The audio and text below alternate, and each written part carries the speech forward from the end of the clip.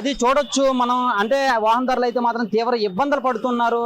ఎందుకంటే 10 రోజుల్లోనే సుమారుగా 7 రూపాయల ధరలు పెరగడం అనేది ఆందోళన వ్యక్తం చేస్తున్నటువంటి పరిస్థితి. ఇంకా మనతో వాహనదారులు ఉన్నారు, వాళ్ళతో మాట్లాడు. సార్ చెప్పండి, అసలు మీరు ఏం చేస్తారు? పెట్రోల్ ధరలు పెరగడం పైన మీ ఒపీనియన్ ఏంటి?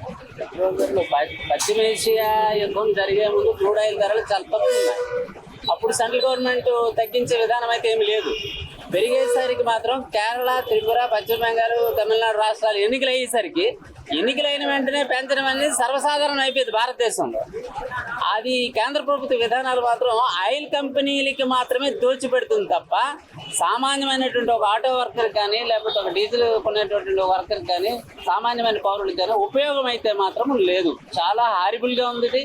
చాలా బాధాకరమైన విషయం. వితిన్ 8 days లో 10 రూపీస్ దగ్గర ఇప్పుడు పెరిగింది.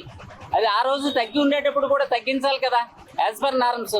ఆ నార్మ్స్ లేకుండా ఇప్పుడు ఏం చేస్తున్నారు? ఎలక్షన్లు అయిపోయిన వెంటనే పెంచితే ఎవరు ఏం చేయలేరు అనే విధానంలో ప్రభుత్వ విధానాలు నడుస్తున్నాయి. ఎన్నికల ముందు అసలు పెంచేటటువంటి అవకాశం, అంటే పెరుగుతుంది అని చెప్పి ప్రచారం జరిగింది, కానీ మోడీ గారు ఖండించారు. పెరిగేటటువంటి అవకాశమే లేదని చెప్పారు, కానీ ఇప్పుడు పెంచారు. దానిపైన మీరు ఏమంటారు? మోడీ గారు కాదు, సెంట్రల్ గవర్నమెంట్ మినిస్టర్ కూడా చెప్పారు, మేము అటువంటి విధానాలు ఏది చేసుకోవటం లేదు, ఎన్నికల ముందు కాదు కదా, తర్వాత కూడా పెంచము అని ఒక మినిస్టర్ చెప్పడం జరిగింది, సెంట్రల్ మినిస్టర్.